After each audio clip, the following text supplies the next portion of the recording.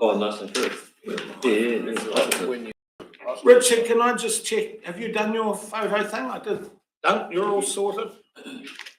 This one? Oh, did you get the right one? Yeah, Alan did.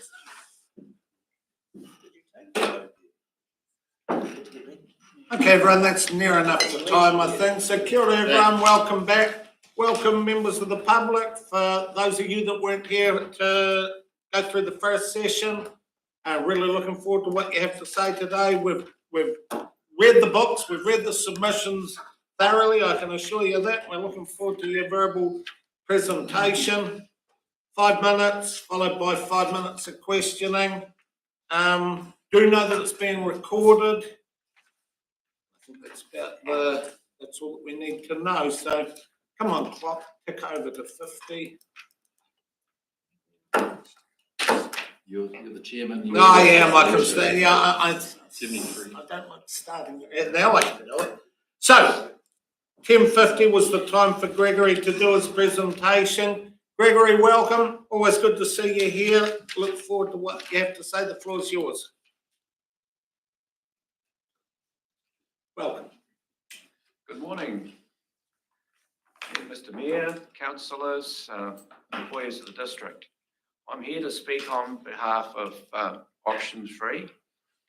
Three Waters are core local body services and should not be distanced from direct local control and accountability to our local council and local councillors.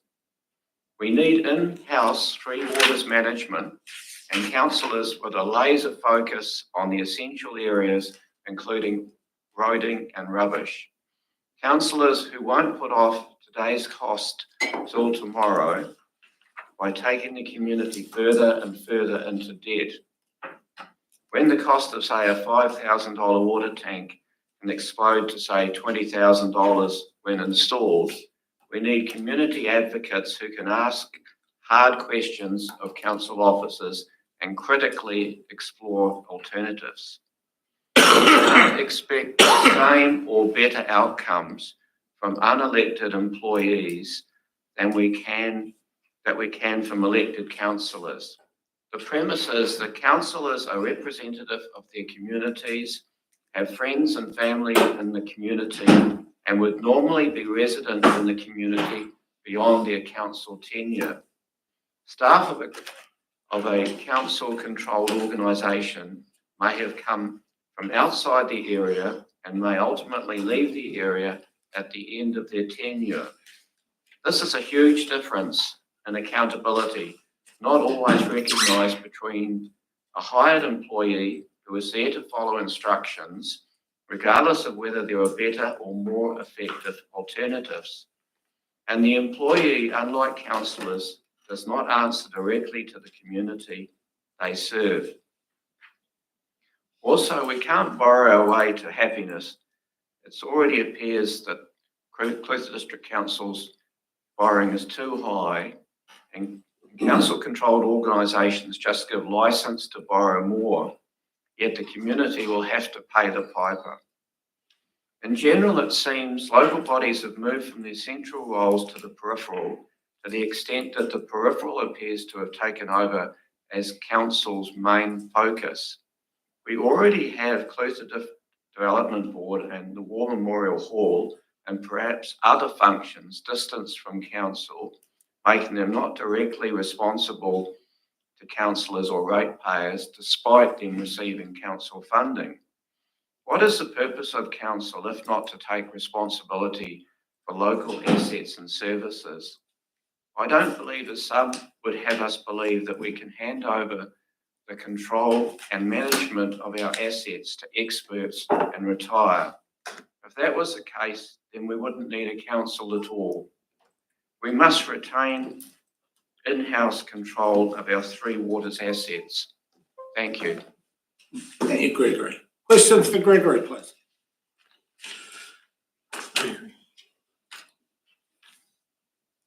Light group today, Gregory, I can assure you.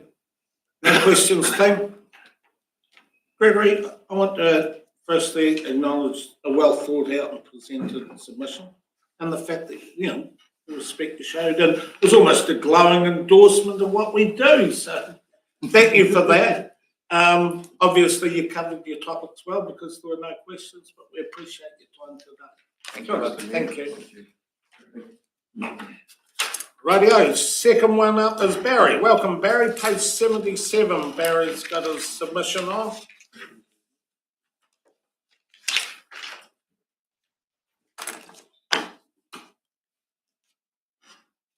Welcome, Barry. The floor's yours. Thank you. Thanks for the opportunity to speak regarding my submission. I would like to know how the council arrived at the decision to promote option 1, because there doesn't seem to be much information in the media regarding this issue apart from the Mayor's views.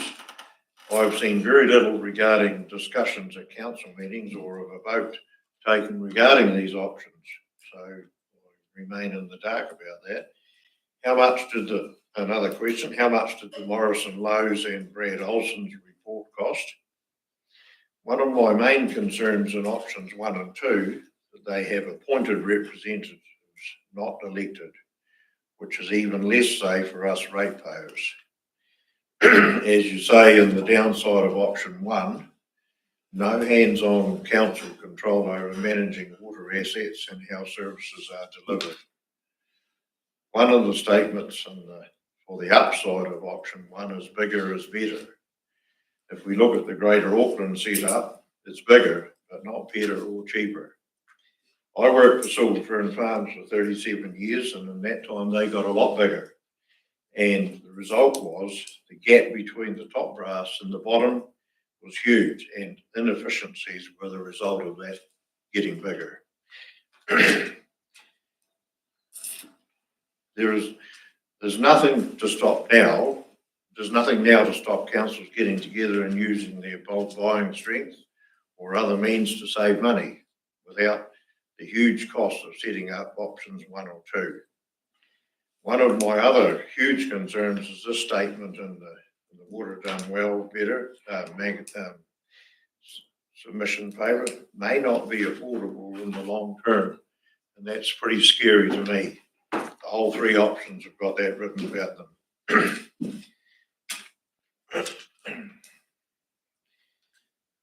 In the Water Done Well document, there's statements like prudent credit criteria, higher levels of debt funding, efficiencies, and so on.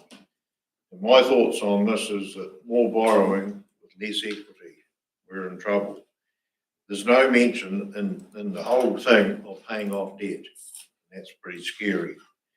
And it's all based on predictions or modelling or guesses. And when we look at the estimated cost of the 3 options for rates to ratepayers for 27-28 and the 34-34 one, there's only around $200 difference. And this all is only on modelling and guesses. It may be wrong. What about if interest rates go way up? It says in there that it's been conservative estimates, but we don't know what they are. I think we should go for option 3 and have it in-house and controlled by the council we've got now with elected members, just like Invercargill have decided to do that. And finally, we hear a lot from the Mayor about the word misinformation. Well, I've got a quote for him. Misinformation is only the truth that's politically inconvenient. Thank you. Thank you for that, Barry. Questions, please? No questions again, team. We're quiet. Well, hold on, Barry. That doesn't mean I haven't got any. God, yes, you Got a question? So, Councillor Martin, thank you. It's more comment than question, Your Worship. Barry, you touched on a lot of stuff that we've been hearing repeatedly, and possibly that's why there's not a lot of questions, because it's a lot of what we've already been hearing. So, and good on you, and well done. And possibly when you look at some other companies' successes, we talk about efficiencies. Maybe that's why they were so successful, was because of the efficiencies that they created. So we're going to be very mindful of that as well moving forward. Sorry, Barry, don't. Still, Councillor Ludeman. You made a comment that there had been no vote on what we went out consultation on, but actually our meeting 3rd of April, we did vote to go out to consultation. So just a clarification there. Okay, yeah, well, So we did I vote on it. understand that, but there's been nothing in the media to tell us you had a vote. We can't control the media. So, and I should touch on media. So I want to make it quite clear again, because time and again I'm getting misquoted. I've openly stated, I did it at all 3 public meetings, that I don't prefer any of the 3 options. But as mayor, once the council's voted, I have a duty to articulate the reasoning behind the preferred option. As mayor, that doesn't mean it's my option, it means it's the council's option that I'm articulating. So I think we should be clear on that one, Barry, that the options and the articulation of the reasoning behind the preferred option was that of council. But I appreciate your, and some good points on there. You know, bulk wine could be done now. It's so frustrating that after all these years, we still don't have bulk wine. I take that point on, and I think it's a fair one. And I appreciate the time that you've given us this morning. Cheers, Barry. Thank you. Right. Grant, welcome, Grant. Grant's on page 11, Ting.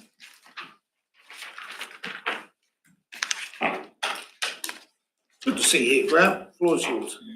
Thank you, Mr. Mayor and councillors, and thank you for the opportunity of speaking to the submission on this issue. As you'll note that I also am in support of option 3. The advantages of that are several, but one, of course, is that there's no costly setup. I think in the proposed company, our share would be 3 to 4 million just to set up the company without lifting a spanner. And then there's the huge overheads that come with big companies. The bigger the company, the bigger the salaries, the more layers of bureaucracy that go with it. And on top of that, there's a profit margin. This new company will operate on a cost plus. They're going to add 10 or 15% or whatever onto that as well. The other issue, of course, has already been stated, is the accountability issue. And there's going to be huge debates among these 4, the company with the 4 councils as to where the money is to be spent and how much say are we going to have in that. A limited amount, I suspect. So we already have a services set up within the council, and it can operate without setting up huge more overheads. Some of the stated advantages of option 1, I have questions over. One, with the ability to borrow 500% of the turnover. Well, quite frankly, that's downright scary. If any organisation or company was to borrow 5 times their turnover, they're either insolvent or they're committing their customers to huge indebtedness, probably for generations. And so I don't see that as an advantage at all. The concept of spreading the costs over a wider basis, I think under the company situation, the costs will fall where they lie, in the sense that no other council area is going to be subsidising Clutha. If there's more work to be done in Clutha, the ratepayers will have to pay for it. And as for the purchasing power, as has already been stated, there's nothing to stop this company, this council, banding together with other councils with bulk purchases. You don't have to form a combined company to do that. It's just common sense. The other stated advantage is to dismiss some of the council debt associated with the water services will be transferred to this new company. Certainly it will remove some debt from the council's books, but it will still have to be paid by the ratepayer, by the people who use their services. So there's no escaping the debt servicing from as far as the ratepayer is concerned. And this is my overall concern with this, and that is how much the ratepayer will pay in total. If this company is to go ahead, of course, the ratepayer is going to get two bills, isn't he, or she? They're going to get their ordinary rates, plus they're going to get the bill from the water services. Now, it's stated that 43% of the current council spend is associated with the water services. So if that is taken out of the council's jurisdiction, the big question is this: are people's rates going to fall by 43%? And I think you know the answer and I know the answer. There's no way they are. If they fall 10 or 20%, we'd be lucky, because council has all these overheads which will have to spread over what is left of council. And so the ratepayer is going to get an account for very nearly the same amount that it's been paying now, plus is going to get this account from this water services company, which has had to spend 14 million setting the company up. It's going to have huge overheads and bureaucracy to deal with. It's going to have a huge amount of debt landed on its plate immediately from day one that it's going to have to service. And plus that, it's going to have all the amalgamated jobs that need to be done to get up to speed. And so they're going to have to start running and spend a huge amount of money. And so that bill from that water services company, and add on to all that, their profit margin, it's going to be huge. And I suspect it will be at least twice the amount that's, and I think it mentioned something like that in the paper. So my plea to you as council is, don't just look at this as to how it affects the council. Look at it as how it's going to affect the ratepayer. Because I suspect if this goes ahead, the ratepayer, when he gets two accounts in the mail, one from his rates and one from the sort of water services company, the howls are going to be heard in this council. It's going to be huge. So that's my plea to the council. Consider the ratepayer, not just the effect that it will have on the council. I accept that by keeping it in-house, the rates will have to go up, but I still believe, managed well and properly, that the overall cost will be a lot lower to the ratepayer than option one. So that's my plea. Thank you for that, Grant. Questions for Grant? Councillor Herbert.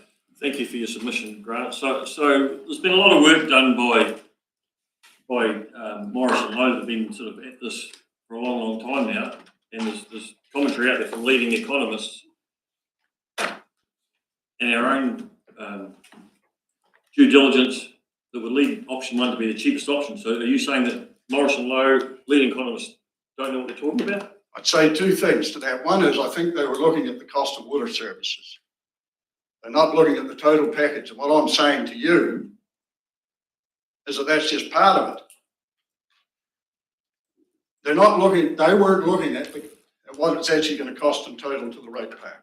That's the first thing. That's exactly what they looked at. That's exactly what they looked at.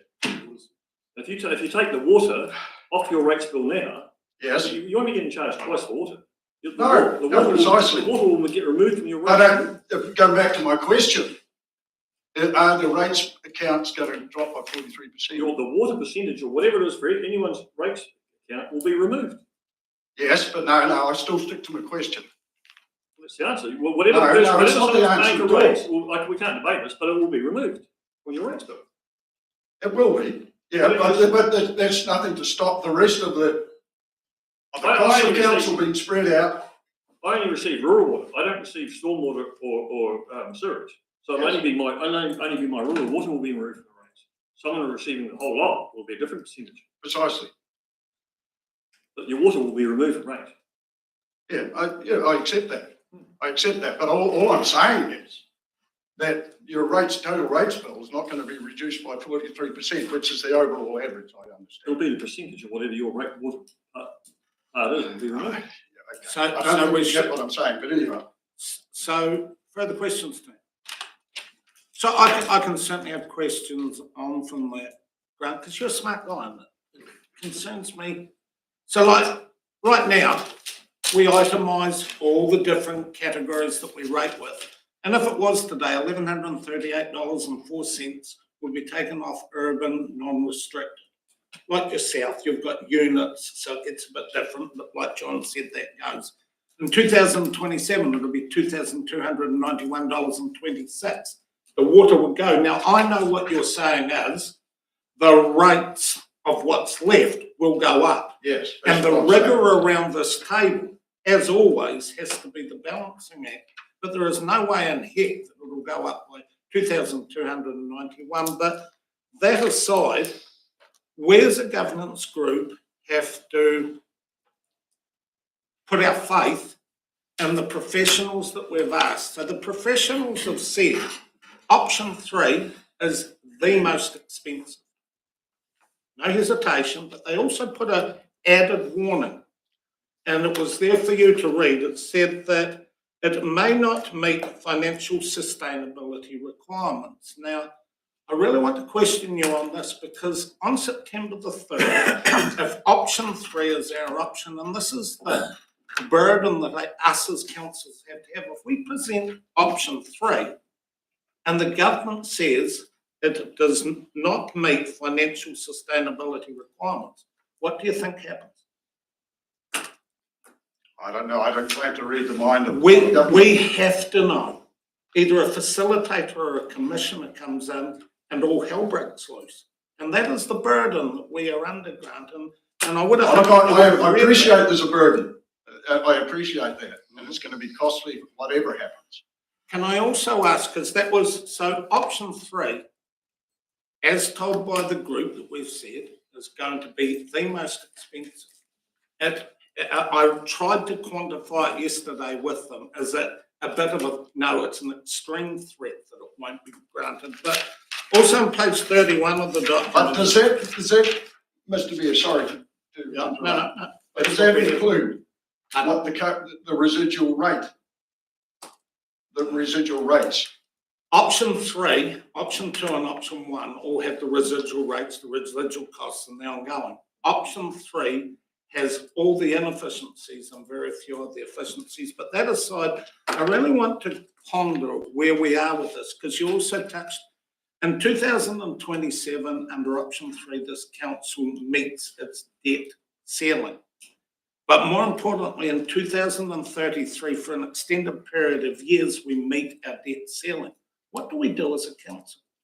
Well, to be perfectly blunt, I think that this new water thing is going to reach a pretty high debt ceiling too. No, this is, I know. in-house. I know. What happens when we meet our debt ceiling? Because if we don't meet our consents, we go to court, then we come back. So I ask you, because it's critical, I see you as an intelligent man, and it's the same as what we have. What do we do when we breach our debt ceiling, but still have to meet our consents for water? Well, I think you just have to sit down as a council and as to work out a set program going ahead to update your services.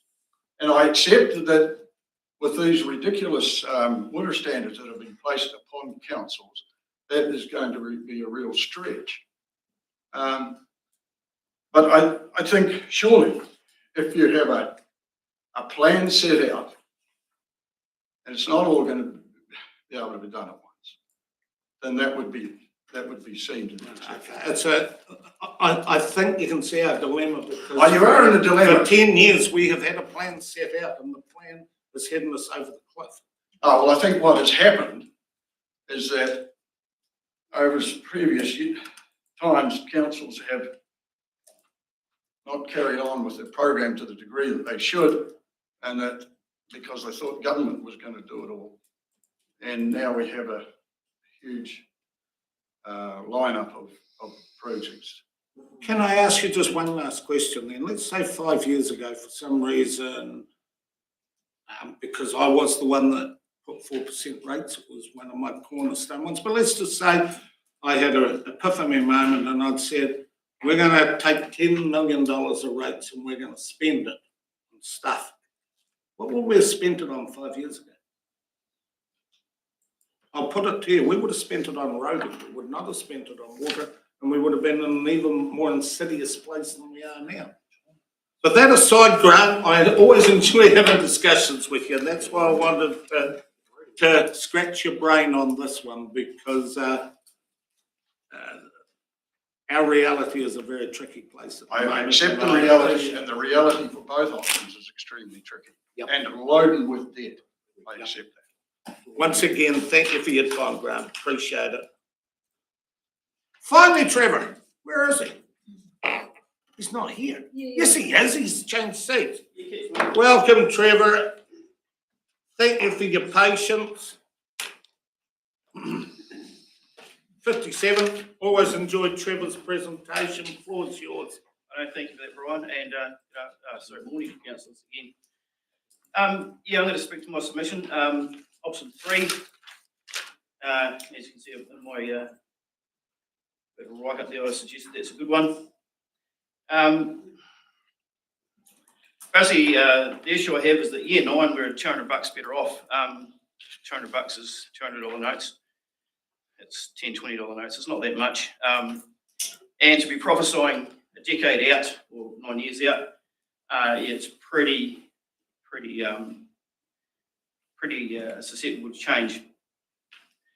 Basically, with our rates demand, yeah, we'll lose the Three Waters bill, but we still get billed. Our bill comes from another entity, which is the CCO. They're going to borrow up to 500%. Our debt doesn't go away, nor does our bill. The CCO, if it goes to them, just like a relationship, things turn to custard. Obviously, people have been working on relationships recently. You know, the full councillors are talking. You may get it back because it is just a relationship. Business relationships, personal relationships, any relationship can turn to custard. Also, what if when you get this new CCO documentation finalised, I know now we're at the consultation stage, but information changes. You know, maybe some of the stuff you're talking about now becomes invalid because you've left something out. The other thing that I found interesting in the consultation document is you got year 1 and you got year 9. I was looking for years 2 to 6. I was also looking for years 10 to 20. Because again, there's a big gap. And at year 1, it's like whatever it is at the moment, I'm not sure, just pay the rates. Year 9, it's $200 less, which is, I'm not sure how that works. One of the other concerns I have is discarding our water infrastructure or assets to a CCO. It is the safest from governance perspective, and I see councillors sitting around the table. If I come in November, there should be 9 years in a mere house. So yeah, some of us will be making a decision and moving on. The other concern I really have with the CCO is the entity will borrow more, and it can borrow more. Just like the council's raised their limit from 150 to 250, 280, 300, their debt ceiling, and they are able to build without accountability. In the area of Three Waters, recently I noticed your tender rounds, been some interesting figures coming through. Some of them, the successful tender is up to a half or a third of the cost of the highest bidder. So there is pricing stability coming through already after the biofiltering debacle. So we've got smoothing of expenditure, which is, prioritising, reprogramming work streams. And as other people have said, like bulk buying, today I didn't carpool, really simple thing. You can, You can carpool. We carpooled to a Valcliffe meeting a wee while ago. And as I said in my submission, like, surely farmers realise the benefits of silver friend in the good old days, PPCS, FMG, and who was the other geezers? Not sure. So cool.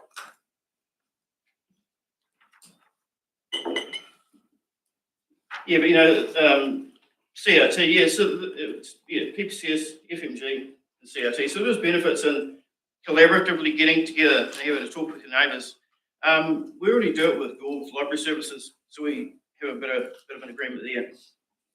And out of district folk, sometimes process their building consent. The other issue I have with offloading it is our ability to spend does return. So what if in year 2034, excluding Three Waters, our debt is back to 160 million, so we're back in the same boat. And we've got some nice things. And just to hit on Brian's thing of, if 5 years ago, where we put our money. I remember Caitlin's Our Place consultation. The aim for WACA was think of what you want, dream big. We'll put $1 million into your main street. You tell us what you want. We'll drop $1 million in here right now. So that's the level of opulence that was being shown to make us feel better. But only create another $900,000 worth of debt. The other thing is councillor accountability when this process goes through. Realise that most of you will be gone. If things turn out different, once we go into the CCO, we'll get responses like, at the time, we felt, we didn't know, we're devastated, and finally, don't talk to me about it. So that's the other thing is like, I remember some years ago, a councillor was involved in a process called harmonisation of Three Waters. When he was succeeded by a new councillor, he rocked back in because the impacts had started being felt, and he was lobbying on behalf of a friend or family member. And when he was asked how it got to the stage, he was told that he was part of the process, and that's the decision we made on the day. So, yes, some things do have repercussions, as John Cochran realised afterwards. The other thing is in-house, you will have income expenditure separation. You will meet regulatory requirements. Consents still need to be advanced, replaced and complied with. That doesn't go away. That'll transfer to an entity, which, hey, if you've got to do it anyway, I'll have your first card and I'll go down and take some money out of the bank for you because you can trust me. The other thing is stormwater. Is it not also attached with roading? Because fair enough, a fair bit comes off your roof. And, one of the things, you may actually get that back because, a lot of the issues created with dirty stormwater come off dirty roads. The other thing that disappointed me right throughout this process is we had 3 options, and the simple people of the Coastal District, unfortunately, were only led in one direction, which was option 1 is the most important. Finally, our neighbours in Mikago, Southland, QLEC and DCC are going it alone. They are undertaking the HR, the compliance, the procurement, and the operation. They're able to sort all of our issues. Surprised that we're not, having just got it back in house within the last couple of years. That's it. Thank you. Thank you for that, Trevor. As always, there's a lot there to unbundle. Questions, councillors?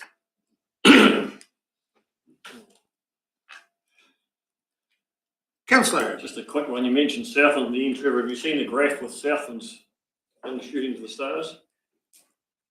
Their costs are. Yeah, they appear to be able to. They've obviously communicated with the ratepayers, and the ratepayers are actually understanding and a belief that they can do it.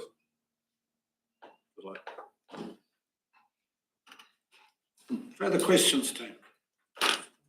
I've got a couple, Trevor. I noted in your submission, and good on you, because you were pushing the boundaries, and you made a fair comment that now under the new regulations, you can push it out for 2 years. So I thought, well, yeah, good point. So I rang Morrison and Lowe yesterday. They said pushing it out for 2 years just pushes the problem to a point where you're even more exposed with your debt ceiling if you did option 3. So would you still want to push it out knowing that that's going to push us to a time where, because it's all about timing of consents, timing of projects, and there was a reason why we managed to stay on the line and not breach it. Would you want us to breach our debt ceiling? Yeah, putting it a slightly different way. The $50 million big hit, that's one of those ones that, you know, if you pulled it back a bit and you stuck another 4 mil on every year, so you took everything up to 9 mil and you didn't have a $50 million hit. It's all about averaging. It's not about deferring the things that really need to be done. It might be, well. I'll put it another way because you might not be familiar with, because it was on the consultation document, and the same as I asked Grant. In 2027, we're right up to the plimsoll under option 3 of our debt ceiling. We have a wee breathing space, and then in 2033, we have an extended period. What do you see as, because you're promoting option 3, what happens to the district when we're at the debt ceiling, and what happens when we breach it? It's a bit like in my my personal life financially. I got to a debt ceiling. And you reset, you think about it, and you move on. You adjust. There's things that you don't do. What can you cut out? Can I help you with that? Because this year, 92% of the rate rise, it was under the new figures, because we had a slight discount, it was something like 89% of the rate rise was 3 waters, roading, and rubbish. Now, it's not like you're on my personal finances. If we don't meet consents, we go to court and then we come back in an even weakened position. That graph's showing the spending that we have to do, doing the very minimum that we have to do, and we're right up to it. What do you see would happen? And because you're promoting option 3, and it's the dilemma that we have, what happens as a council and how are we to overcome when we breach our debt limit? Well, probably for a roundabout answer to that, I'd probably go to the utility report, which was 14th of March. You know, capital program is revised down substantially. You've had a reduction in it due to cost estimate savings.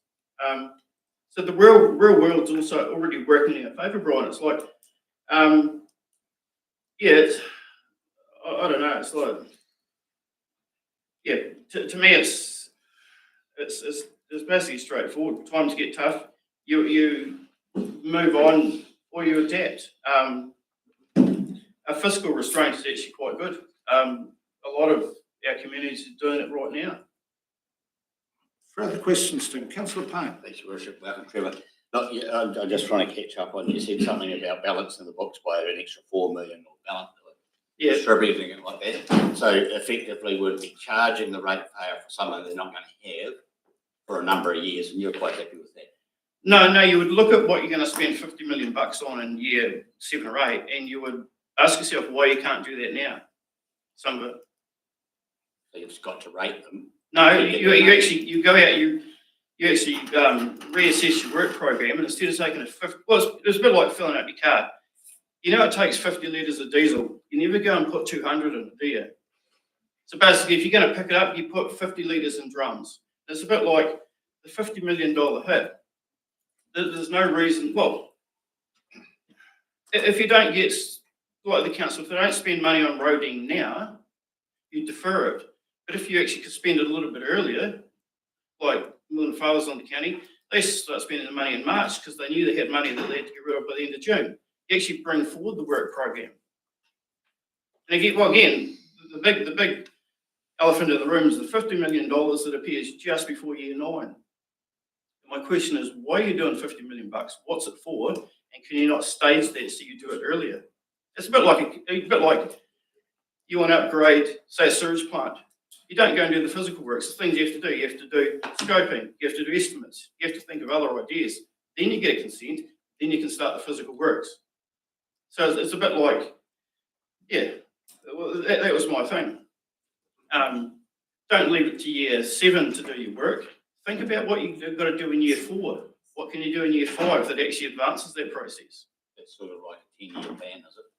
Yeah, it sort of is, but again, how come in your 10-year plan you've got $50 million getting spent in year 8? I appreciate it, Trevor, thanks. Can I just delve deeper into that, Trevor? Because the two kinks in our 10-year plan is Milton sewage and Belcluta sewage. So you're saying that if you know that Belcluta sewage is coming in year 8, you start rating for it now? No, I'm saying that you look at starting it earlier. We try and maximise the efficiency of the 30-year consent, and we do it when the consent comes due. You're saying that we would do even more work. We're at 24% rate rise this year, and you're wanting us to do more? Will? Right, okay. Further questions, team? Councillor Graham. Yeah, through you, Mr. Chair. Trevor, welcome. Always a pleasure to talk to you. Are you aware that I could be wrong here, but it's illegal to rate for something that you don't deliver? Like, and I'm thinking about this $50 million project, that you can't rate for it until you deliver it. So you can't really build up, average it out. Are you aware of that? Or? Yeah, I'm aware of that, but again, it's, the legality, but then it's also like the morality of giving people sustained rates, holding rates lower than 4% and using debt to pay for that. How much of our debt at 160 mil is related to CapEx and actually OpEx of our 3 borders that you didn't want to rate us for? So, Councillor Herbert. Just to clarify, we went out for a long-term plan and asked a question on that, and overwhelmingly people wanted us to get funded. So that question was asked for the LTP. Yep. And also for 12 years of rate cap, the last 3 years did take on debt, and 3 waters kicked in. But there were numerous years where a NICO account paid so that every single thing that the community asked for, we know we sat around and it was dividing up the NICO account and there was no debt involved. It's only been in recent years. But Trevor, as always, you scratch the brain and I appreciate the input and it's always good to hear from you. Oh, hold on a bit. Any further questions? No, thank you for your time, Trevor. I appreciate it. Last one for this session, Ian McGimpsey. Welcome, Ian. Page 90. Good to see you again, Ian. Floor's yours. Thank you, Mr. Mayor, and thank you to the councillors for allowing us to actually put in submissions. There's 2 things that happen when you do this. We have to scratch our heads and we get to learn more about how councils operate and the complexities and costs that you deal with. And we, the rate-paying public, get to be involved and participate in the processes. I've spent a few years observing central and local government, but nomadic work commitments have not allowed me to participate, especially in the last 20 years. So I thank you all for doing my job for me, really. I oppose the idea of collaboration between councils, as I believe there's no benefit in more or bigger governance to each council's particular water services, and in particular, the loss of local control. Like the others have said, we don't have a problem with inter-council learning seminars and getting together to do purchasing in bulk, but it doesn't need a formal organisation to do that. Again, to repeat, the smaller amount of administration and financial bureaucracy, I see the better the outcome for the ratepayer. And I am looking at it from the ratepayer's point of view. And we only have a limited amount of dollars. It's probably a hint there for David Seymour on his regulatory standards bill. Don't create a separate bureaucracy to do what you should be doing anyway and isolate the ratepayer from control. And that's a little bit of the problem if you build these little quangos. And the ratepayer has far less control of that. It's something I just don't like at all. I'll skip a bit because the others have said it far better than me, and you know, we don't need to sit here listening to a lot of repetition.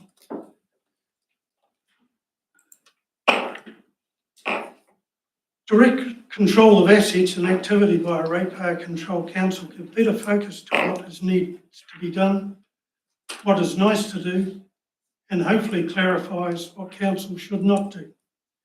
And I believe in-house operations give council management and personal ownership and pride in seeing them done well, rather than by someone else.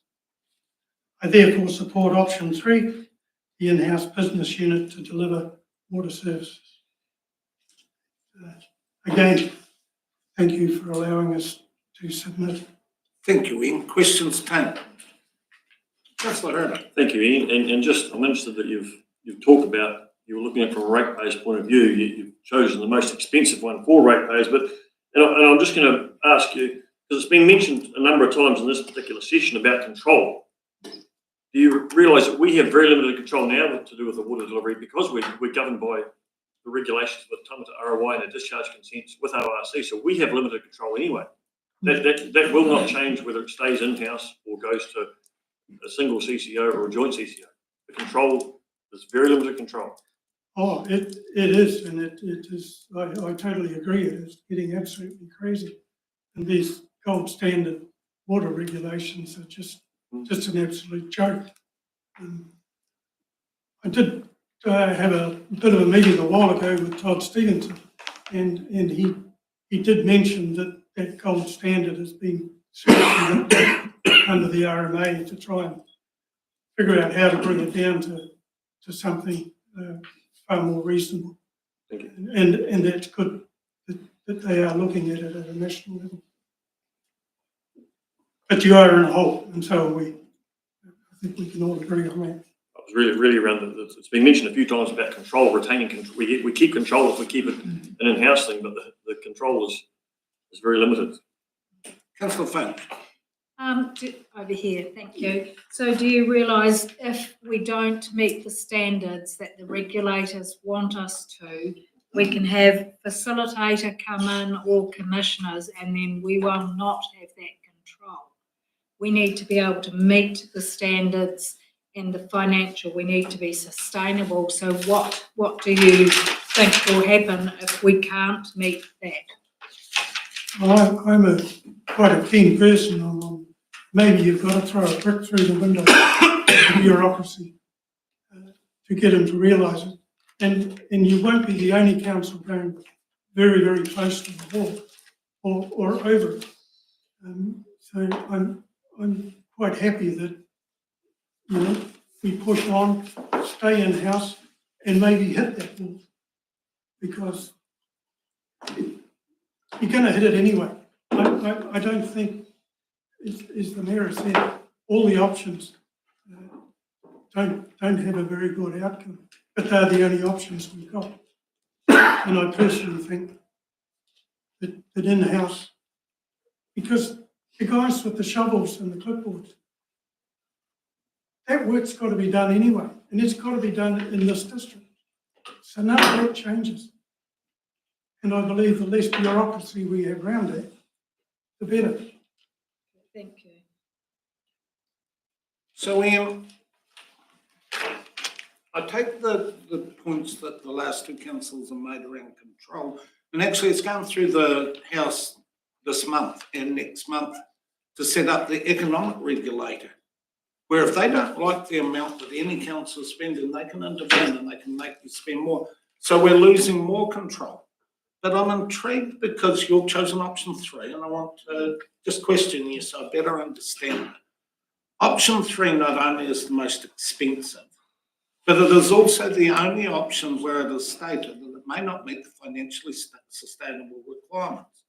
Now, the inevitable consequence of not meeting the financially sustainable requirements are that come September the 3rd, you'll be sent to have presented a non-viable local water plan, and you'll either get, well, intervention of facilitator, commissioner, loss of huge control.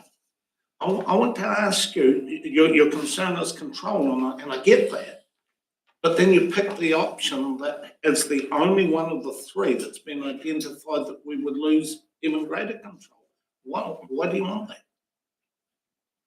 Well, actually, maybe bringing in someone else may actually be a good option, because then they would realise that they have created one hell of a problem, and they're only going to have to do what you guys do anyway. So I don't actually see them coming in and you guys taking a bit of a break, but you probably don't. So I'm not. I think that the onus on council is to, we've been put here, the privilege of being put here by our ratepayers, we take seriously. There is no way that I would concede to any independent one, but the next one is 2027, we reach our debt max under option 3. And in 2033, for an extended period, what do you see us doing as a council? To what happens when we breach it? And what are the consequences for the control? It's certainly a problem, and I realise that. But sorry, I've got to stick that. It's only a problem under option 3. This is identified that we can't meet the standard, and that's the one. So what do we do? I personally don't think it's just a problem under option 3. I think you're going to hit the wall anyway. You do realise that option 3 is maintained at 280%. Option 1 is 500%. Where's the thought if we ever breached that? I'm not happy with the 500%. Nor are we. But so, okay, my questions. I'm not an accountant, but most certainly. But yeah, I think there's going to be a number of councils around here are going to hit the wall, whatever option they all take. I agree with that one, but determine that we're not going to have clues to be. No, I don't have an answer. I wish we did. Oh, we're not. We would sit here and talk to you all day. You'll be the first one in 9 years. Hey, team, further questions for you, please. Can I thank you once again? You always give, the brain a scratch, and I appreciate that. So thank you for that, and thank you for taking the time to join us today. Thank you. I think that's smoke on it. Thank you.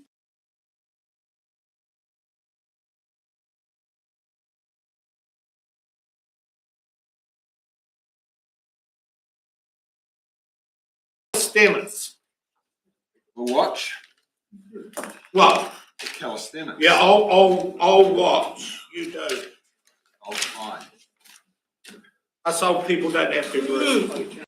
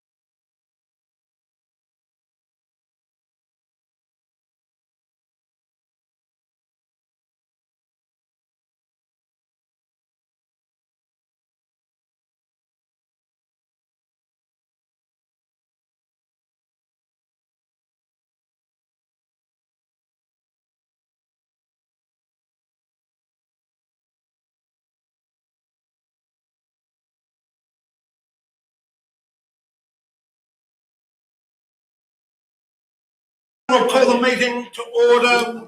Welcome back, councillors, staff, media. Welcome to the public again. Great to have you here. First presenter in this session is from Groundswell, so it's Laurie from Groundswell on Zoom.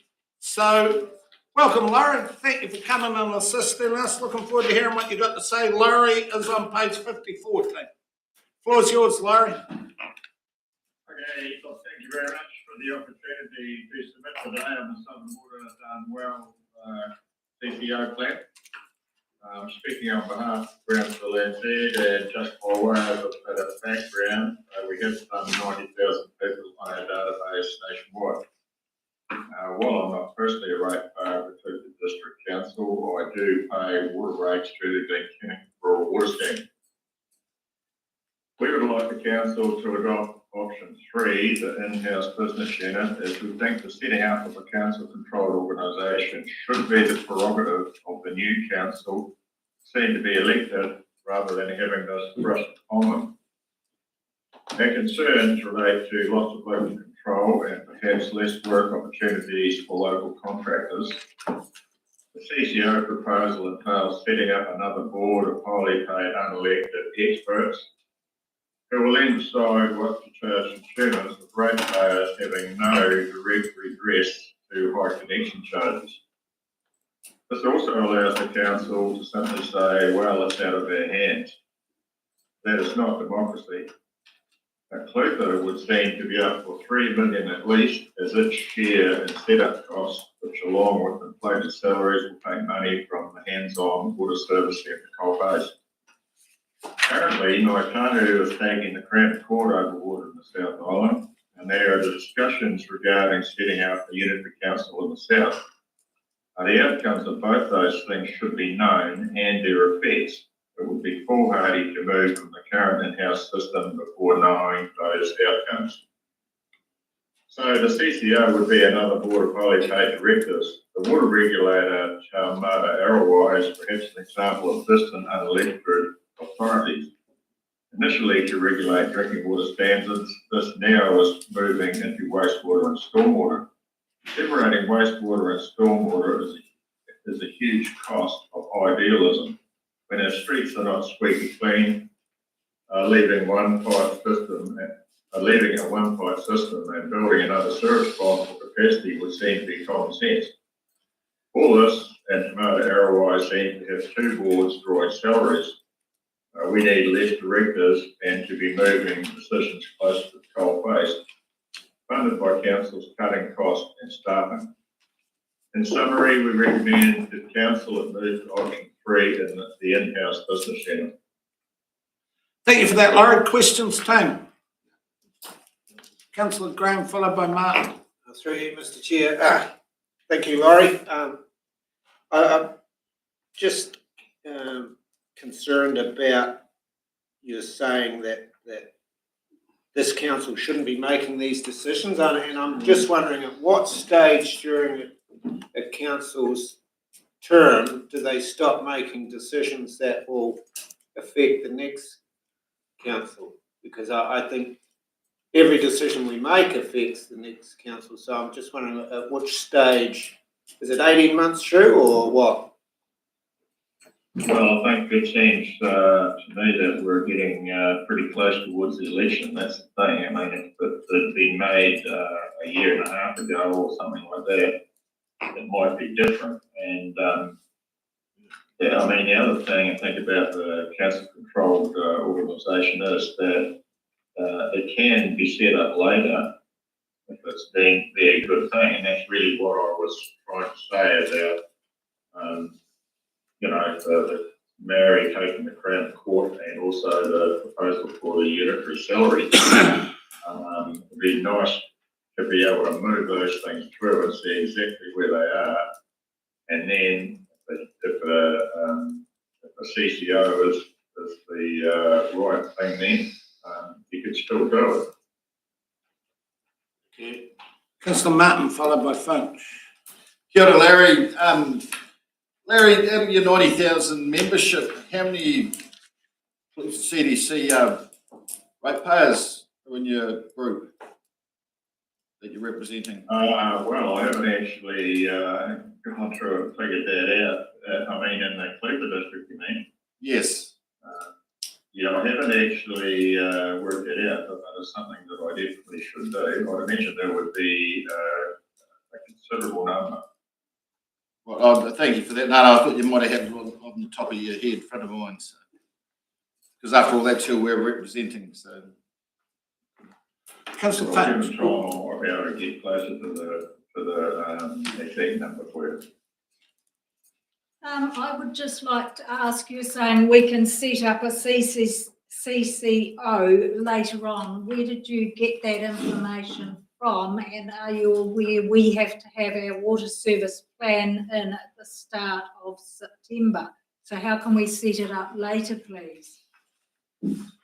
Well, I understand that the door's not shut on setting them up over time, but what I would imagine that you would do is simply go with the in-council at the moment, wait and see what these other two things, the outcomes of them actually are, and then I would be sure that you could continue if you so wish.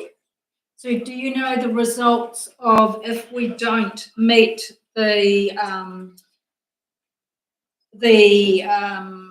what's the word for, the things that are set for us to meet, that we can have facilitators and commissioners come in and take over? Are you aware of that?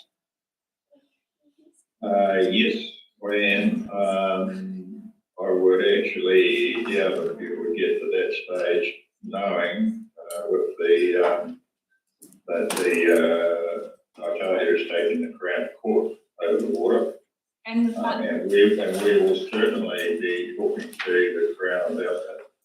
And are you aware we've asked for time extensions, etc., very many times, and there's nothing, absolutely nothing, that anybody will give us any time, any extension, any extra money to do anything different? Yeah, but that's they want you to set up, they go with option 1, 2, 3, isn't it? Yes. And you can go with option 3 and move later on if you have to.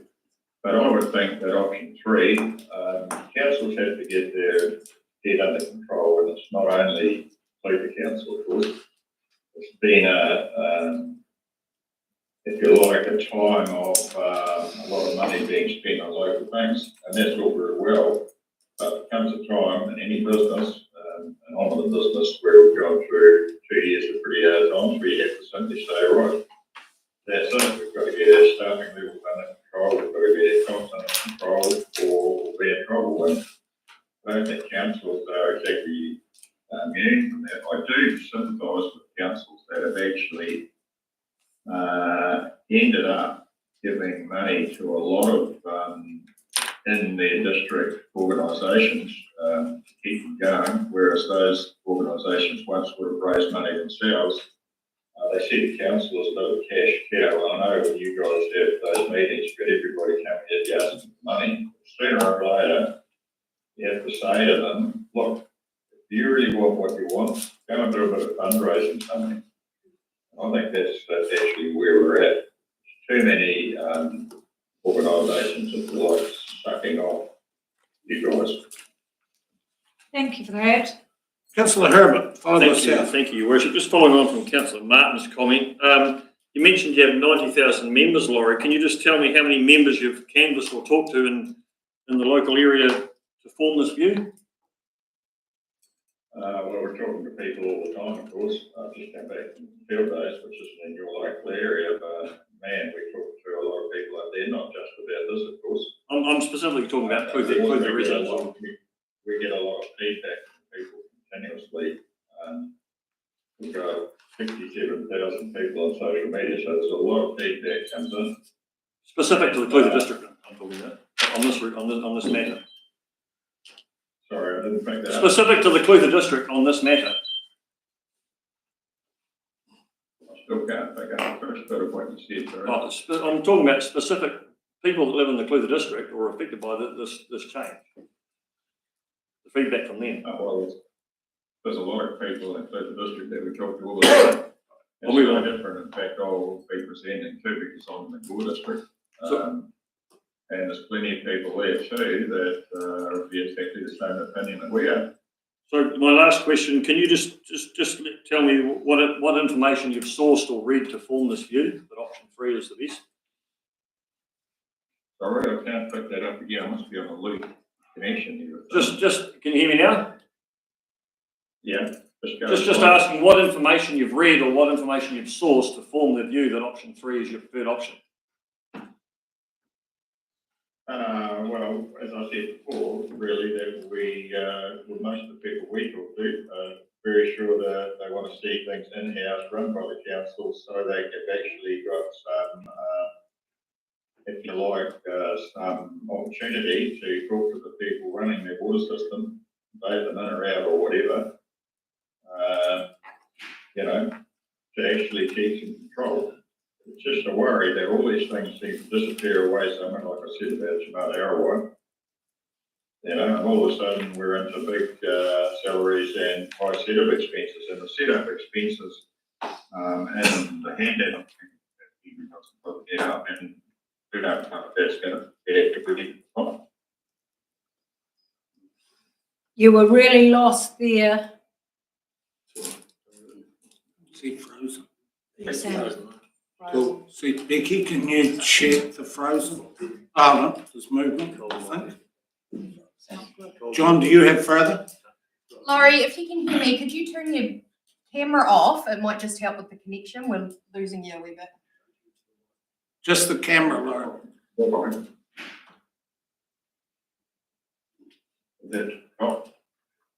If you just flick your camera off, it might help a wee bit.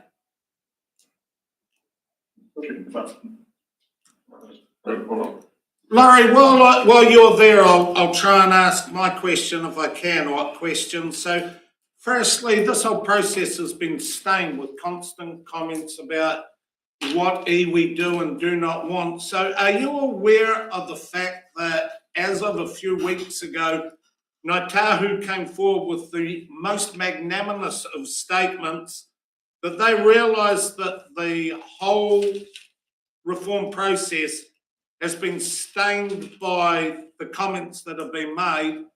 And so, yeah, we were trying to get, well, what part do you want to play? They said they're going to take a step backwards and have no part to play in this process. Were you aware of that because you've made constant comments to Ngāi Tahu's court cases? When it comes to local water done well, they have openly stated that they will not be seeking any influence on the board or on any governance. Were you aware of that? Well, I'm not against iwi having discussions about things at all. No, not the discussions. They've made the magnanimous statement that they do not want any involvement or influence on the board or on any part of it. They're happy to take a step out so that it clears the air and we can get on with fixing the problem. Were you aware of that? Well, I appreciate that, but the iwi is taking the Crown Court over water in the South Island, though. So Totally different than local water done well. So if we just until we know the outcome of all that, and then you can make surely a more definitive decision. Specifically, they've made the statement on local water, the court cases and on that. But if I go to my next one, because groundswell throughout the whole 9 years or whatever reform process has been the preeminent national group fighting for unworkable regulations. what is your thoughts, especially pertaining to your preferred option 3, on the influence that the new water and economic regulator will have on the process?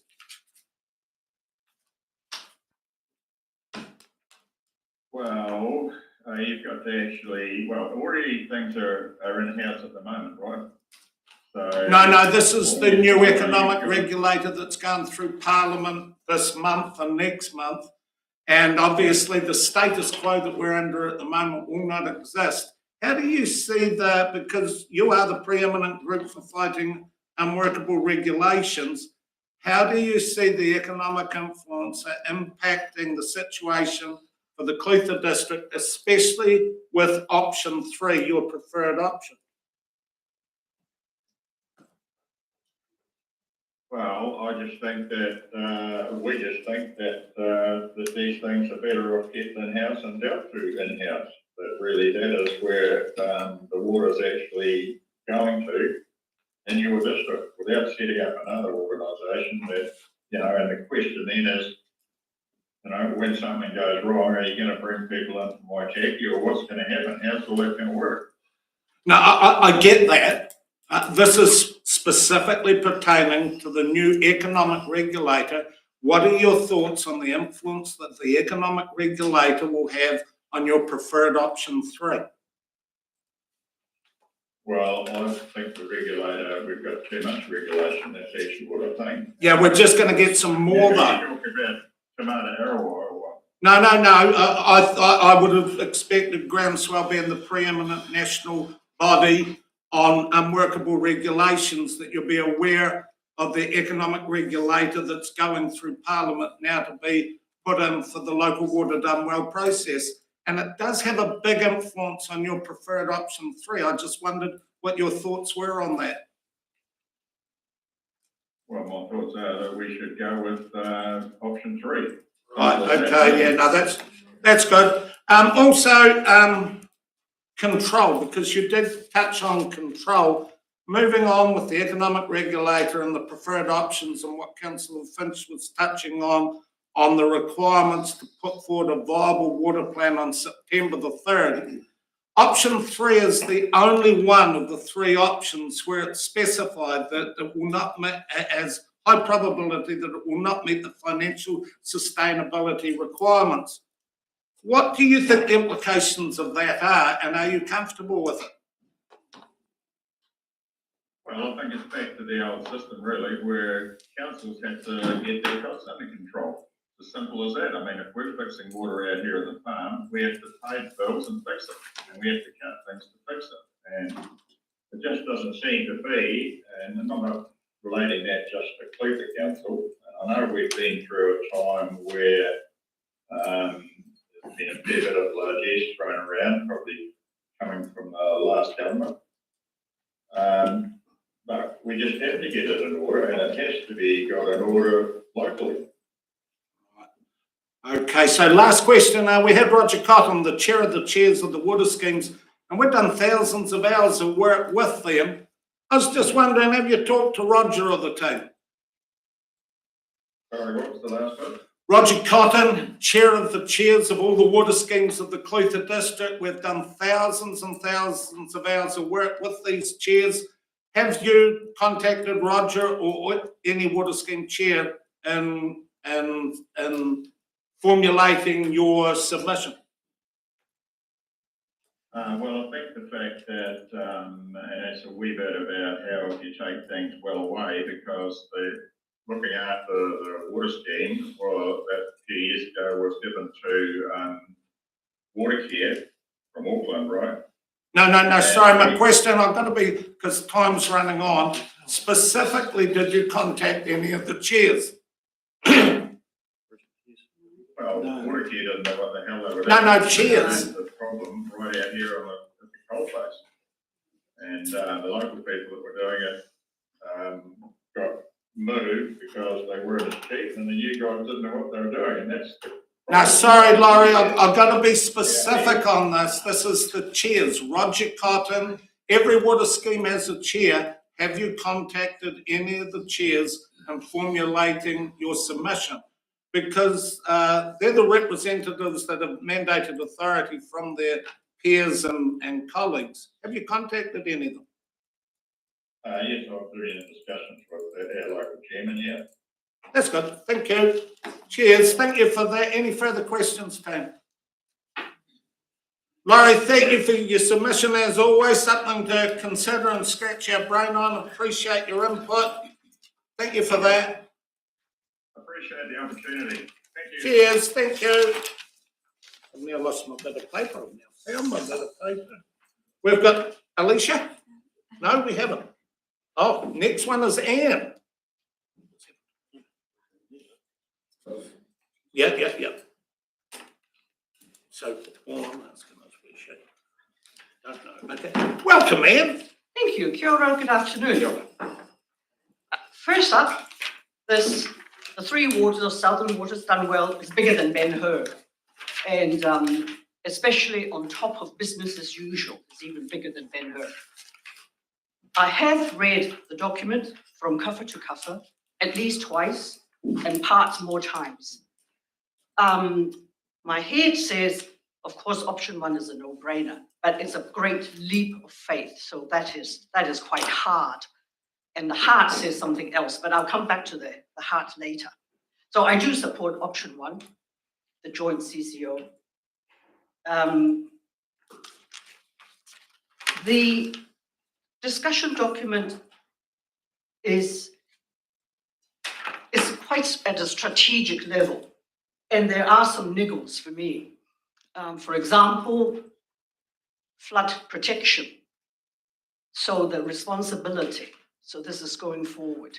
I know stormwater design will be with the CCO, we will go for that, but then is how is it linked to flood protection? Another thing that is missing for me is that the role of the regional council, and in the case of the three partners for the Southern Waters, there's actually more than one regional council. If I'm right, there's three regional councils. So it's that relationship, because Gore is Southland and Waitaki is two regional councils. So it's you might say that these are details, but the devil is in the detail. So, and the rural water, that is very important. I haven't seen enough discussion about how each of the options will work for the rural water, because the rural water schemes will remain. So it's some missing information. Now, I'll come back to the discussion document, and I've said, you know, my heart is sort of a bit difficult to convince. You need to win the hearts and minds of people. Now, I myself have come across the work of Morrison and Lowe, so I know and I respect their work. But it was a stroke of genius that a week or so ago you managed to get Brad Olson reported, thank you, Mr. Davidson, reporting about it in the ODT. People have heard of Brad Olson. They've seen him on television on 7 Sharp. So his name, and he has greater credibility. So in moving forward to win the hearts and minds of people, you need to think about how you're going to do that. Discussion documents, they're technical.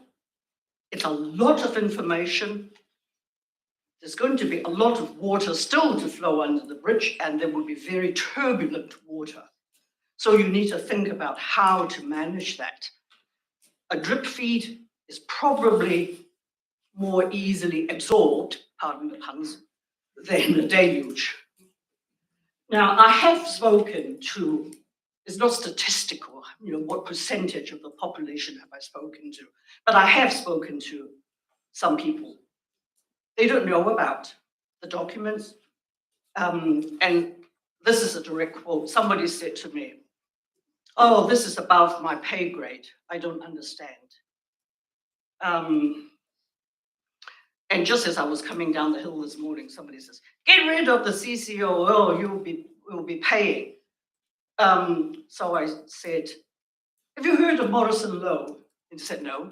Have you heard of Brad Olson? He said, yes. So that proves my point. It is important to get the message across.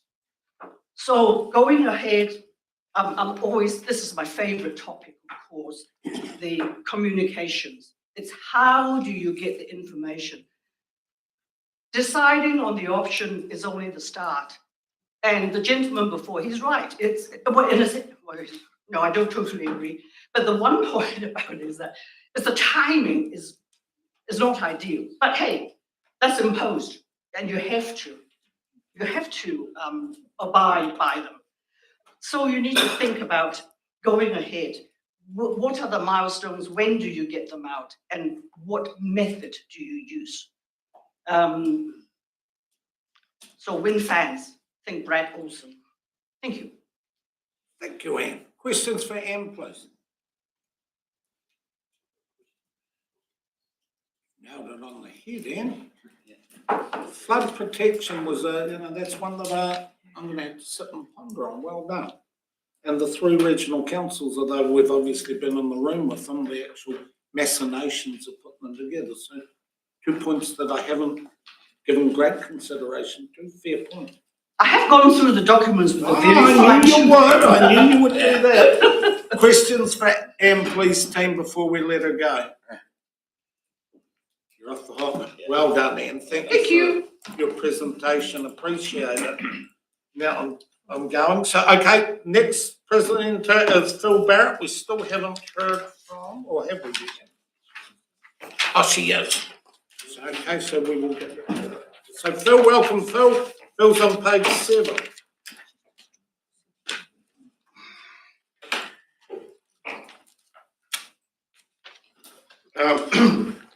Thank you for giving me the opportunity to speak today. Some people get the suicide pass, and this is my one. Right, my personal bugbear with any decisions being made on behalf of other people is the process that leads to that decision. And we, the ratepayers and citizens, only have the process in front of us to defend ourselves with. And if the rules are distorted or manipulated, we essentially have nothing. Now, there's been a lot of talk around whether our councillors are breaking the code of conduct by attending the very successful meetings we run in an effort to get information out to the public. So I studied your code of conduct, and the first thing I noticed was there's only actually one code of conduct, and everyone is obliged to follow it. Positional and definitive statements are defined by language used. Promotion of any water services option would be allowed using we or our, for example, when speaking on behalf of the council. But when using I and me to make a statement, that is a personal opinion. Stating I believe or I can't believe, as in I can't believe people drove around with signs on their trucks to stop us and left us in this position, reinforces a personal statement. A definitive statement provides a firm, conclusive and final conclusion on a matter, leaving little to no room for doubt and further debate. And there are numerous examples of this on both newspapers and on council live streams where our Mayor Cadogan has expressed his own definitive personal views. Therefore, I think a vote exclusion should be considered for predetermination.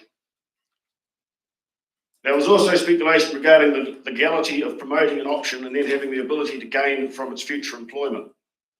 An appendix from your own code of conduct covers the Local Authority Members' Interest Act 1968. This Act states members will not participate in any council decision or vote on a matter that may have pecuniary interest, directly or indirectly. The advice I obtained classes being able to vote on a job opportunity as an indirect breach of the code. I have raised this concern with Mayor Cadogan and I have not received a reply. So I've also emailed both the Auditor General and the Ombudsman for clarification as advised by your code of conduct. Now this has actually thrown up a really very unique set of circumstances, mainly with the timing of this vote and the fact that this council was set to drop down from 14 to 9 councillors after this election. And we have very many capable people in this room that may indeed, if not re-elected, be considered for a role or be recruited for a role within the many layers of jobs created in this proposed joint CCO. So essentially, all you people in this room are in the same boat, with the ability to vote for a proposal and then gain from a possible job opportunity if successful. No one is saying you cannot promote a certain proposal, but it would seem that you cannot also vote and then benefit from it. Now, regardless of what you think of me, this is a conversation that needs to be had before any vote can take place, and I would think with an independent chairperson. And exemptions, from investigations, exemptions can be granted in certain circumstances by applying and explaining individual situations, but they're not automatically given out. In addition, the unique situation of having more people with voting power in the executive committee than the whole council has also been highlighted in the emails, and it would appear the process of this vote could be very one-sided. Option 3 removes some of these problems and is an acceptable solution to submit to government by September the 3rd for review. And I've just got a couple of things because I listened very intently to the last submission. This is, I don't know if you've seen this, this is your implementation roadmap. It's from the Department of Internal Affairs. And on here, quite clearly says, council submit water service delivery to the DIA for review by September the 3rd. It doesn't say it's the final solution. It says they review it and they start doing that in December, which is over here. And the other thing, just before you kick me out, one of our members has just received this morning this email from Honourable Simon Watts, and he asked a lot of questions regarding what I've been talking about. But down here, I won't read the whole thing. Last wee line, it says, as Minister of Local Government, I have the authority under Section 19 of the Act to grant an extension to the plan submission. However, this can only occur if specific criteria are met and I receive a written request from the council or group of councils. So I'm not sure where you're getting the idea that you can't do anything. It doesn't seem like that in there anyway. Thank you. Questions from Ms. Back, please, team. Councillor Herbert. Nice to see you again, Phil. Just it's interesting you brought up about process. Can you just help me sort of understand your take on democracy? Yeah. On 14 minutes past 10 on the 4th of June, you dropped off your submission. How many other submissions did you drop off? Up here at council. Yeah. Another 39 maybe? About 30 odd, I think. Yeah. Yep. How long were those in your possession for? I don't know. They were chucked in the tin and chucked in the truck, I suppose. So yeah, I don't know. Do you think that's following due? Can you imagine what would be said online if one of us had 40 submissions in our possession for a week? We could we could read through them, we could do what we like with them. No. What would the keyboard warriors think about that? Well, there's more than keyboard warriors, but no, I don't. Well, I take your point, but yes. So, what do you want to talk about process? I'm just not sure if it's the democratic process. Well, my last question, it's just things I noted through the submission. There was 11 online submissions that had your email address. Yeah, we said that some people haven't got email addresses. So they could use that. That's why they had your one. Yeah. That's all I need to know. Thank you. Yeah, because some people, there's a lot of people out there. They could have left it blank. What? No, well, they didn't want to have an incomplete form. They were worried that if they had an incomplete form, they wouldn't be recorded either. So quite a few don't have their email addresses. Well, I don't know that. All I was trying to do was actually get the voice to hear. That's all I was trying to do. Thank you. Can I just further pursue that? Thank you for bringing that up, Councillor Herbert. So they sent you their email and then you sent it on to us? No. Some people, the 11 people that would have had my email address was off a text number that I created, and they sent via text to me, and I have got the text. I mean, you can have a look at them anytime you want, but they sent to me, but they haven't got an email address, so I just used our email address as a point of reference. So I just want to clarify something firstly, because you said that I hadn't answered your question, and yet, to my way of thinking, I thought I clearly answered it in the Milton meeting at the start of the meeting. So there is a thing in it, and it's said that it hangs over every councillor, a predetermination. Firstly, I gave an assurance. Now, I know that you're three parts done and only wanted to listen to your own voice that night, but I clearly stated that until the very last day of this council, I will be acting with honour and integrity and doing everything that I can in the best interest of the Clutha district.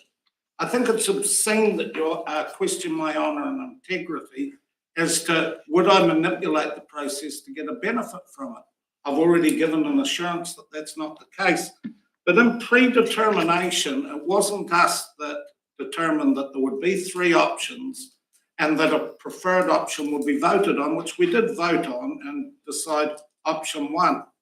As mayor, I have an obligation to articulate the wishes and the vote of the council, which I have done. That is the difference that a mayor has to do and articulate it. But hold on, excuse me, please, process. So I also stated at the meeting in Milton that I don't like any of these options. We are faced with the 3 options that we were given by the government. And so, firstly, never ever question my honour and integrity again. I will be working in the best interest of the Clutha district, like every other councillor around here. We'll be doing the Is there a votes that question, we sir? have to. Yes, the question is, did you realise that you shouldn't question my honour? No, that's ridiculous. Thank you. Not half as ridiculous as yours. Further questions, please. Councillor Parker. Phil, welcome. I just want to ask a question about the letter you've received this morning. Yes. You are fully aware, yes or no, that we have had a previous letter saying there'll be no extensions of. Well, this is a new one, so you want me to get hold of Okay, that? so that hasn't been addressed to us. No, well, you didn't ask the question. We did. Can we have a copy of that, please? I'll send you a copy, yes. Yeah, I'd like to see the full context of that letter to understand. I can do that easily. No worries. Councillor Ludeman. Hi, Phil. Hi. Can you tell me how you expect us to meet our legislative requirements if, for your reasons that you outlined earlier, we're not able to vote? You see us as having predetermined.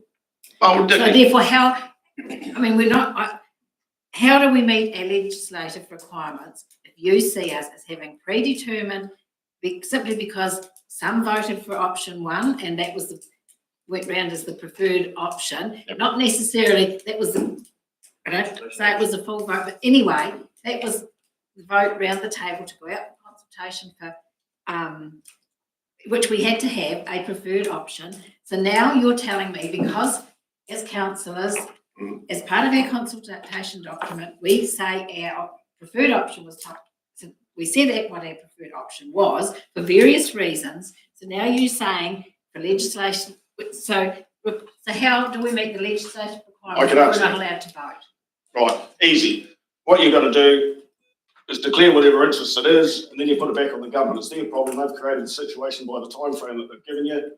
It's their problem, not yours. So it's up to them to sort it out, not you at all. If you think we can't vote because we've got this on a problem coming up to an election, they have to sort it out. Mr. Herbert, whatever, he said to us that they have to comply. There's no pushback. This is an example of how you can push back without actually doing anything. That's exactly what the point. Further questions, David? I will state for the record that I believe in every single councillor's honour and integrity. I not only want, I insist that you use your responsibilities as a councillor to the very last minute of this term as we have to, and I have full faith in you making the right decisions for the best interest of the Clutha district. Thank you for that, Phil. No, sorry, that was just the first. This situation's been created by the government. I'm not saying anyone here's got. No, you did. You said it to me, so thank you anyway. Yeah, that's right. So, Alicia, how are we looking? And yet I've said to Alicia, I don't care if the wee fella's got a part to play in this. We can't scare the child. Welcome, Alicia. Can we help in any way with a seat or anything for you? Grab a seat if you want to do the presentation. No, it's okay, thank you. I'll just try and get my paper to sit there so I can. Page 65, team, for Alicia.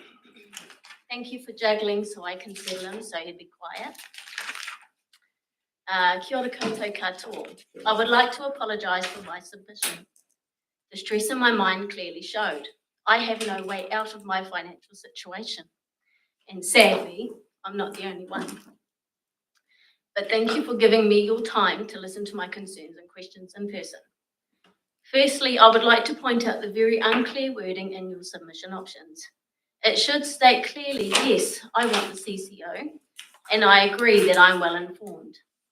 Unsure, I have not received enough information to make a well-informed decision. No, I do not want a CCO. We wish to keep control of our own water. Now, in saying this, How can you get accurate votes on wordplay and unclear options?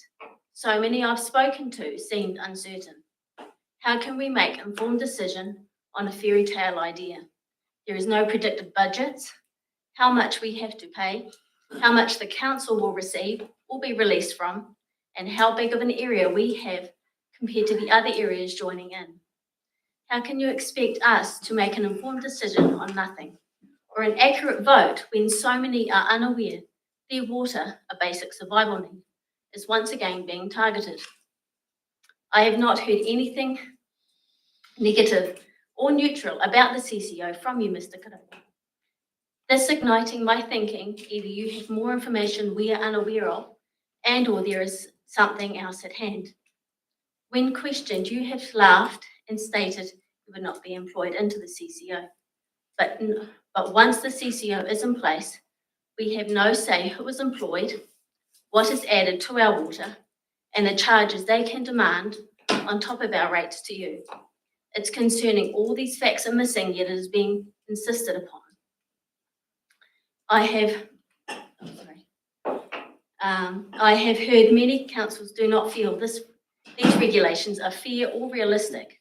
If all councils pushed back and got the gold-plated expectations lessened, this would ease the load and not feel like an opportunist dream.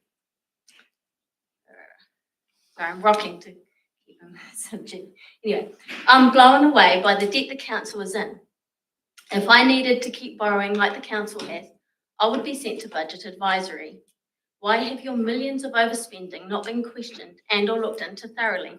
An audit is needed, as without this overspending, we may have been in a better position financially. How do we get spending to stop? How do we get you to say no and to make informed decisions? We do not need new pools, new single occupant cars, final destination toilets, big expensive halls, plants in our streets and more, especially when there is no way to recover the millions involved. To me, it looks like wasteful spending, especially when our neglected waterways need such an overhaul. We need the basics done good. We need to be able to afford to heat our homes, pay for our homes, and feed our families. Every yes vote on non-essential wants, on top of interest of previous yeses, is another knife someone like myself has to juggle. In fact, I would like to see you on a budget, knowing $100 a week, roughly, is what some people's budget is to feed their family, while their rates are approximately 70 and increasing. This is without the CCO. This will become the tipping point, limiting our youth and denying opportunities or basic items as a direct link. Is it not our councillors' roles to openly and honestly communicate on behalf of the areas they represent? But if they attend gatherings, share communications or facts, their vote or presence would be excluded as a punishment. Is this not a form of blackmail or abuse to manipulate the end outcome desired? I sincerely thank every one of you who has the courage to stand, even if it means standing alone. After all this, I see this as the wolf dressed as little old grandma awaiting Little Red Riding Hood. Instead of CCO, just start saying no, please.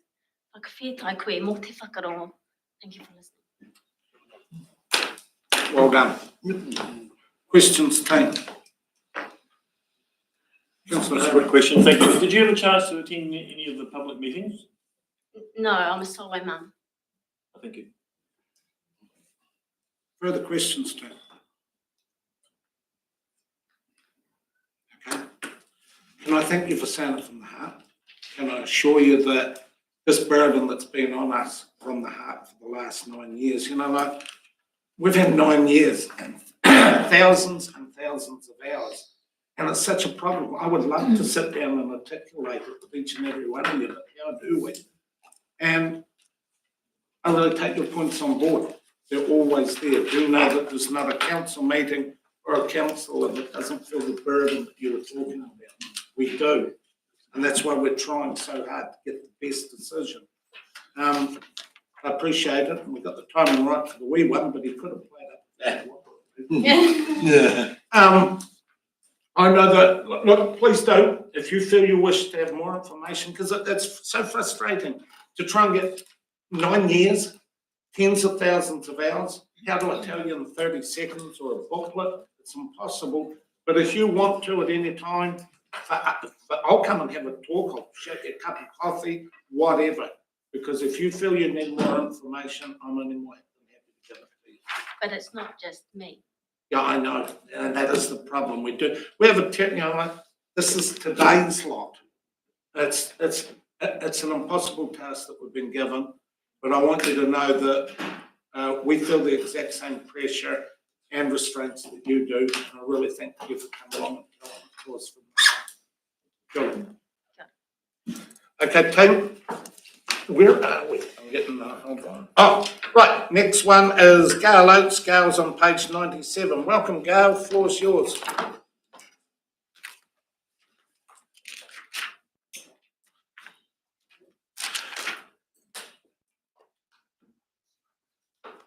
Good afternoon, everybody.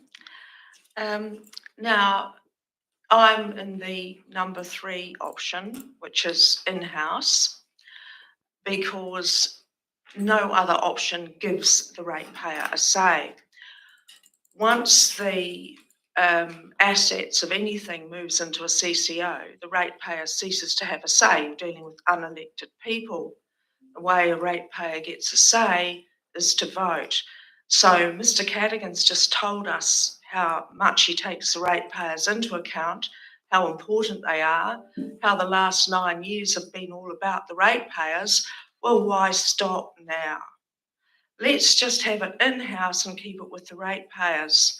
I think that is the best way. And I also know that more than 50% of this community, of this district, favours the in-house model. We've done our research on the old keyboard warrior Facebook fun pages, and without a doubt, we have had thousands and thousands of responses from the Clutha district. We want in-house, and that's the way it should be. And referring to what Phil Barrett was saying before about the executive committee of 8 councillors and a mayor and a CEO, that is just corrupt and should not be happening. Executive committees do not have members who vote.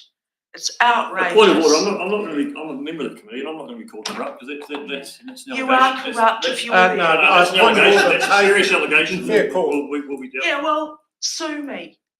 Feel free, okay? Because you are the only Excuse me, council that was a point anywhere of order, that please. has an Excuse executive me, Mrs. committee Oates, would with you move on to your voted next subject? people on it. I will No not one have else my does. councillors or the executives said to be corrupt. Please move on. Well, to the give next us the reason why then. It Tell is us a why. delegated responsibility of all councils. We have every 6 weeks, we have a audit and risk, we have an executive, we have a committee, we have lots of different responsibilities. To misconstrue that, but we're not even going to No, talk here. Please continue. executive means no vote. You have got 8 Sorry, voting members on point your of order has executive been taken. committee. No further on Well, that. point of because it's order just wrong. doesn't work with me. Well, it Okay, works or here. the ratepayers. You are Yeah, well, I'm trying, John. You Please are move on to corrupt. the next one. You are corrupt. Can you and point you to are the a submission corrupt council. or? That is Hoi, the hoi. submission that because you're corrupt, Hoi, your hoi. vote means Hoi, nothing. hoi. Your vote means nothing. Your Hoi, hoi. 8 people on the executive committee should not be there with the Right, vote. thank you There very should much, not be Mrs. there. Oates. Do we have questions, please? I'm not going to continue with this. Councillor Finch, followed by. Thank you. In your submission, you said the full council has not voted on a preferred option. Correct. We voted on that on September the 3rd. It's in the agenda if you'd like to go and look at it. We come back to the 8 councillors who already made up their mind before it came to It was this a full council. council decision And on the who 3rd was of having a September. meeting before that? The 8 Point of order again, the councillors. executive committee has a meeting every 6 weeks and that had nothing to do with the executive meeting. Point of order, move on. I don't believe you. You don't have to. Go and look up the Councillor minutes. Pine. Go and look Thank up the you, Your minutes. Worship. Gail, I don't believe you. you have some stats. Can we have a copy of all that, please? Stats about what? Oh, you just said you had thousands of people. Yes, we have. Just you all look at the email, you Yeah, all look lovely. at the Facebook pages. We have had thousands of responses on Clutha Concerned Citizens, Democratic Clutha, thousands of responses to stay in-house, which means these submissions, although you're trying to circumvent them with Russell McVeigh's advice, these submissions, more than 50% of the people of this district do not want a CCO. And these submissions are like a referendum. Once it goes above 50%, you should be working with that number that's above 50%. Councillor Martin. Through you, Mr. Bishop. Welcome, Ms. Oates. I'm the board again, Mary, that you talk about in public. That's You right, don't I know Yes, you. Yeah. Your thousands of followers, are they aware that the process for submissions is to write into council? Currently, we have 391 submissions. That's where it counts, not on social media, like derogative comments. It all counts here around this table. How many of those? Are you aware of that? Yes, and how many of those 391 submissions are for in-house? Certainly not thousands, anyway. How many of the Certainly not 300? thousands. Well, I'm Thank talking you. about responses. Sorry. Answer the question. As of How many are- tonight, do the question, sorry. How As many of are in tonight- house? You're dodging it, aren't you? You're dodging it, aren't you? As of tonight, the full list will come out. We have to wait legally until after the verbal submissions have been presented before we can give. And as Richard knows, he has the assurance before he leaves the room tonight that the full stats breakdown will be given. We've got nothing to hide. I think you've one got a question lot to I would- hide. I think you've got I a lot know to you hide. do, Gail, but one thing I'd like you not to hide is that the option 3 that you chose is the highest charge to our rate. How do you know? How do you know? You have given no. We have exact figures. done a forensic audit as such and gone to You have Brad not. Olsen. You have not. Also, Brad Olsen is a 26-year-old child. Brad Olsen is the most preeminent economic person in New Zealand, but all right, we'll pass that on to He Brad. might when we be get to back. you. He No might more be questions. to you. Order, we're He's gonna not get some to order. us. I do have a question here. Option 3 is the most expensive. How do you know? You told No, us in Milton that you had no figures, you only had assumptions, and No, we we could not don't. rely on your Once assumptions. again, You can I told please- us Can I ex- get the question? No, answered, you please? can't because. Okay, you're thank not- you. Any further questions? She doesn't want to ask that one, so. No, because you are not Thank to you be for that, believed. Gail. I don't believe a word Thank you for say. that. That was something to be inspired from. Good God, Father. Susan Ruth. Suzanne, I got it wrong before and I'm getting it wrong again. My apologies. Page. Supplementary book, hold on a tick if you can, I know that. Yeah. No, that's not it. Hold on, I have had it here, but I've got the other one. Tim, can I just take one check? Has everyone had a chance to read the supplementary? Yes. We have. Well done, floor is yours, welcome. Tēnā koutou katoa, Suzanne Carruth from Owaka. I'd like to thank you all for providing me this opportunity to speak today. I hope that councillors have not already made their decision about which option they're going to vote for and that you are here with open minds because after all, this is a consultation. And also, by the time anything comes to play, a number of you will no longer even be on the council, and therefore it is imperative that you listen to the submissions and then decide on the option which will best serve the community over the ensuing years. Part of my submission is that I'd like to commence by providing a short history lesson regarding the privatisation of water and wastewater in England and Wales in 1989. Previously, 10 regional water authorities managed these functions. The lead up to the sale was that the government's lack of investment into the water sector by offering 1/3 of funding that had been available 10 years previously. The regional authorities had been able to borrow money at good rates, however, this was curtailed. Prevented from being able to borrow, authorities were then unable to build and maintain infrastructure and were then forced into a situation where a sale was inevitable. These new entities are all now owned by private equity firms who, not surprisingly, also have controversial tax avoidance strategies. I might tell you that research by the University of Greenwich in 2017 advised that potentially the consumers were paying £2.3 billion more per year than if the water had been retained under state ownership. There are clear parallels between our current situation and what happened in 1989 in England. We, the ratepayers, require transparency and accountability for Clutha residents. Increasing bureaucracy, as the council have suggested with option 1, will potentially put us on the slippery slope of privatisation. Water is a public good, and maintaining direct community involvement with option 3 ensures a fairer cost to the ratepayer. CDC provided literature states with a council-controlled organisation, they will be able to access a much higher borrowing limit than if they manage the service themselves. In fact, I see 500% of operating revenues was mentioned. The question must stand as to who will repay this and how could that be possible unless the end game is privatisation. Already 22 councils have advised they will not be forming CCOs and will instead keep their water and wastewater in-house. There's no proof that a separate organisation will be more effective, and funding a separate entity will cost ratepayers more with the duplication of overheads. A standalone company is not a guarantee of good governance. Instead, they will be a group of unelected people who will be unchallengeable and therefore unaccountable. It would be fair to say that the council have made a number of expensive errors in the past, particularly with wastewater management, but I'm hopeful that lessons have been learned. Councillors, I implore you not to make any more expensive errors. Please vote to keep our water and wastewater services in-house. Thank you. Thank you. Questions, please. Councillor Herbert. Just interested in your remark, or a couple of remarks. You talk in your submission. You talk about zero accountability for any board. Mm-hmm. You realise there's an economic regulator and a drinking water regulator that will have a fair bit of accountability on these people. But it's not accountability to us, the Clutha residents, is it, or the Clutha taxpayers? Well, it's the same people that we're accountable to, so by default. But yeah, you mentioned there 22 councils doing in-house delivery. Mm-hmm.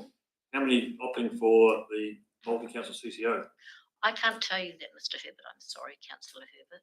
I'm not that well. Just looking at the latest, 27% for in-house and 67% for multi-council. Well, that's roughly 2/3, 1/3. But that's thank you. Further questions, team? My question is, are you aware that it is enshrined in the legislation and there is absolutely no desire that I've ever heard anywhere in all the discussions for this to be privatised? It cannot be privatised. It won't be privatised. There would have to be a metamorphosis change for it to be. So if it's enshrined in legislation and we have no desire, what more can we do to stop the privatisation? Because that's been one of the real things that we were adamant on in this whole 9-year fight. We've consistently said no privatisation. No. And I guess I'm old enough to remember telecom, and that was never going to be privatised, was it? Never. We can only uphold the high now? standards that, I know, for but the we have to think about what happens as we go forward in history. In history, we have to also look back to see what has happened and what could potentially happen here. I'm sure the regional authorities in the UK never imagined that they would be privatised, but we have other machinations within government whereby they do control and manipulate things by offering money, offering good rates for their money, and then with potentially withdrawing that ability to borrow. So I suppose my question was just please take heart in the fact that we've done everything we can. That is no offence to your council. I'm talking about within New Zealand. We have to be very mindful of the possibilities. Councillor Finch. Thank you very much for your submission. Do you know in England in 1989, did they have it put in legislation that those entities could not be privatised? I do not know that, Councillor Finch. I'm sorry. Okay, thank you. Further questions, team? If not, can I thank you for the time you've given us? And also, it has been of assistance. You've scratched our brains, and I do appreciate the way that you presented with respect and dignity. So well done. I appreciate it. Thank you. Thank you. Where are we? We were chopping, is that it? Right, we're done.